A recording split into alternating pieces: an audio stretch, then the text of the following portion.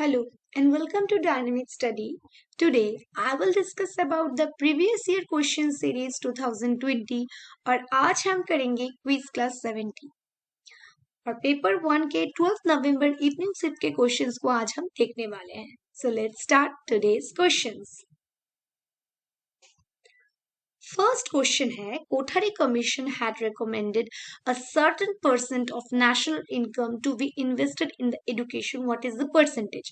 Kothari commission ने recommend किया था जो नेशनल इनकम जो है हमारे एजुकेशन में सो कितना प्रतिशत एजुकेशन दफ्तर में इन्वेस्ट करना चाहिए 10, 8, 6 या 5 कितने परसेंट हमारे देश का इनकम का एजुकेशन सेक्टर में इन्वेस्ट किया जाए.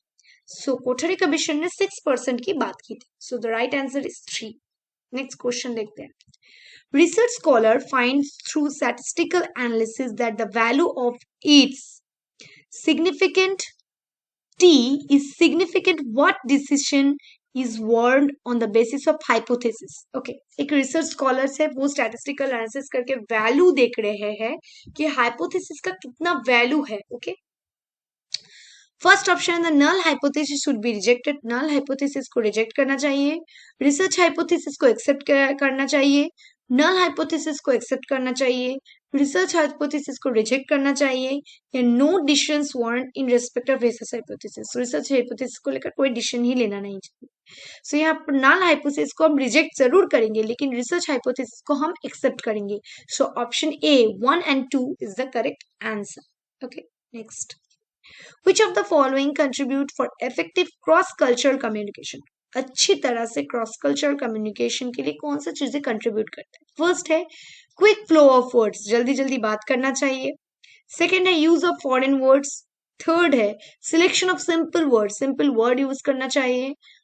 डी है turning taking turns to speak. Speak के लिए एक टर्निंग लेना चाहिए, इसके बाद ए के बाद बी बोलेगा ऐसा.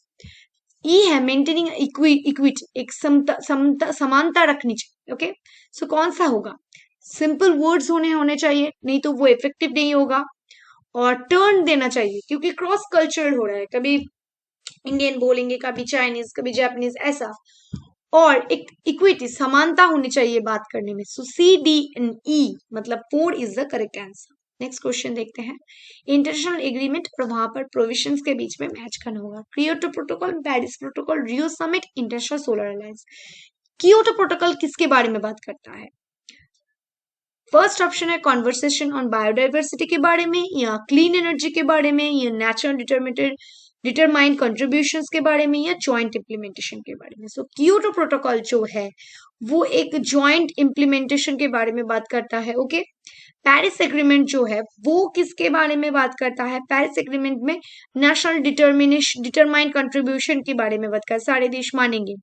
रियो समिट में किसके बारे में हुआ था? रियो समिट हुआ था बायोडाइवर्सिटी के बारे में. और सोलर अलायंस में एक क्लीन एनर्जी की बात की गई थी. सो DCAB मतलब 2 is the correct answer. Next question देखते हैं. नेक्स्ट क्वेश्चन है दो स्टेट्समेंट है, कौन सा करेक्ट है रॉन्ग है बताना होगा. First, in research formulation of policies for admission test for screening cannot neglect the constitutional provision. Research formulation में जो पॉलिसीज होते हैं, रिसर्च फॉर्मुलेशन ऑफ पॉलिसीज, जब पॉलिसी को फॉर्मुलेट करते हैं, एडमिशन टेस्ट जो होते हैं वो उसे नेग्लेक्ट नहीं किया जा सकता है कॉन्स्टिट्यूशनल प्रोविजन के अनुसार. ओके, ये तो ठीक है लेकिन ऑप्शन 2 क्या कहता है? While awarding research degree, जब हम रिसर्च डिग्री को अवार्ड करते हैं, the minorities quota have been protected in the interest of equity. यहाँ पर minorities quota protected होता है लेकिन ऐसा नहीं होता है. So 1 is true लेकिन 2 is false. या एडमिशन के वक्त कॉन्स्टिट्यूशनल प्रोविजन है लेकिन जब जमा देने की बारी आती है तब कोई कोटा नहीं है. ओके, नेक्स्ट है Which committee or commission recommended the choice based credit system in higher education? कौन से कमिटी ने choice based credit system के बारे में बताया? फर्स्ट ऑप्शन है administrative and academic reform committee of the UGC के एडमिनिस्ट्रेटिव एंड एकेडमिक कमिटी ने, वर्मा कमीशन ने, रामामूर्ति कमीशन ने या चट्टोपाध्याय कमिटी ने, कौन से ने? सो ये कहा था UGC administrative and academic reform committee of the UGC. हमारे यूजीसी का जो administrative and academic reform committee है उसने. नेक्स्ट क्वेश्चन देखते हैं. When a researcher rejects a null hypothesis, जब एक रिसर्चर null hypothesis को रिजेक्ट करता है of his or her studies, उसके स्टडी में, and accepted alternative hypothesis, जब वो alternative hypothesis को मान लेता है, उसको कौन सा एरर कहते हैं? टाइप 1 या टाइप 2 या बोथ या कुछ भी नहीं? इसको क्या कहते हैं?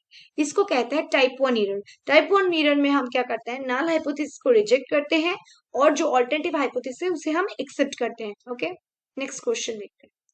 Inappropriate application of ICT in research is an example of जो ICT का appropriate application है रिसर्च में, वो किसका एग्जाम्पल है? ओके, फर्स्ट है technical lapse on the part of the researcher, technical कोई भूल चूक हो गई हो रिसर्चर के द्वारा। इनएडिक्वेट प्रोविजन ऑफ आईसीटी रिसोर्सेज, वहां पर पर्याप्त परिमाण आईसीटी के रिसोर्सेज नहीं है। वायलेशन ऑफ रिसर्च एथिक्स का वायलेशन हो रहा है। नेक्स्ट है absence of technical expertise of ICT resources, technical expertise का अभाव हो आईसीटी में, तो जो इनअप्रोप्रिएट आईसीटी को हम रिसर्च में यूज नहीं कर पा रहे हैं, तो इसका क्या मतलब है? मतलब टेक्निकल एक्सपर्टीज नहीं है आईसीटी के बेस पर। Okay, so 4 is the correct answer. Next देखते हैं, for organising effective teaching learning system in college which of the following instructional strategies may be considered appropriate? किसको हम appropriate कह सकते हैं कि कॉलेज लेवल में इफेक्टिव टीचिंग लर्निंग सिस्टम हो, एक कॉलेज में अच्छी तरह से पढ़ाना हो। ओके, सो इनसे कौन से इंस्ट्रक्शनल स्ट्रेटेजीज को अप्रोप्रिएट कह सकते हैं? फर्स्ट है replacing lecture work by computer aided instruction, वहां पर लेक्चर को उठाकर कंप्यूटर एडेड इंस्ट्रक्शन दी जाए। Attuning teaching in terms of can do analysis in respect of student readiness level, teacher क्या करेंगे? वो एक एनालिसिस करेंगे स्टूडेंट के रेडीनेस, स्टूडेंट कितना जानता है उसके बेसिस पे वो पढ़ाएगा। ओके, नेक्स्ट है introduction of biometric based attendance, वहां पर बायोमेट्रिक अटेंडेंस होगा। नेक्स्ट है diversifying teaching methods in terms of learners need, student को कैसा चाहिए लर्निंग मेथड्स, उसके हिसाब से चेंज करना। नेक्स्ट है involving students giving responsibility and recognising the accomplishment, student का जो इन्वॉल्वमेंट है, रिस्पॉन्सिबिलिटी है, उसे अकम्पलिश करना। ओके, सो कौन सा करेक्ट है? 2 होगा करेक्ट, क्योंकि स्टूडेंट के हिसाब से वो चेंज करना चाहिए। 4 जो है वहां पर भी क्या करे? टीचर स्टूडेंट के डाइवर्सिफाइड मेथड यूज करे। और 5 पर क्या है? स्टूडेंट पर रिस्पॉन्सिबिलिटी दे रहे हैं, पढ़ाई के लिए अकम्पलिशमेंट दे रहे हैं। सो ये इंपॉर्टेंट 2, 4 एंड 5, मतलब A is the correct answer. Next question देखते हैं। In the following statement, identify those which are related to characteristics and basic requirements of teaching at the understanding level. Understanding level में कौन सी चीजें basic requirement है और characteristics है? First है teaching stresses recitation of facts and information, यहाँ पर facts और इंफॉर्मेशन को याद रखने की पर फोकस की जाती है, नहीं है। सेकेंड ऑप्शन देखते हैं, teaching becomes an activity to promote seeing of relationship among facts and information, या फैक्ट और इंफॉर्मेशन के बीच में एक समझने की बात की जा रही है। सो ये तो करेक्ट है। नेक्स्ट है the teacher accepts that students will be able to translate and interpret the meaning of their own words, जो पढ़ाएंगे टीचर वो स्टूडेंट अच्छी तरह से समझ पाएंगे। ओके, ये भी करेक्ट है। नेक्स्ट है teacher insist on recall and recognition of facts, teacher student को फोकस करेंगे कि वो याद करे, वो फैक्ट्स को रिकॉग्नाइज करे। फिफ्थ है टीचर, ये नहीं है, 4B नहीं है, teacher gives a large number of examples to being home in the main ideas, वो अगर आइडियाज को समझने के लिए टीचर बहुत सारे एग्जांपल के यूज करेंगे, ये भी करेक्ट है। सो 2, 3 एंड 5, मतलब D is the correct answer. So that's the lecture and thank you for it.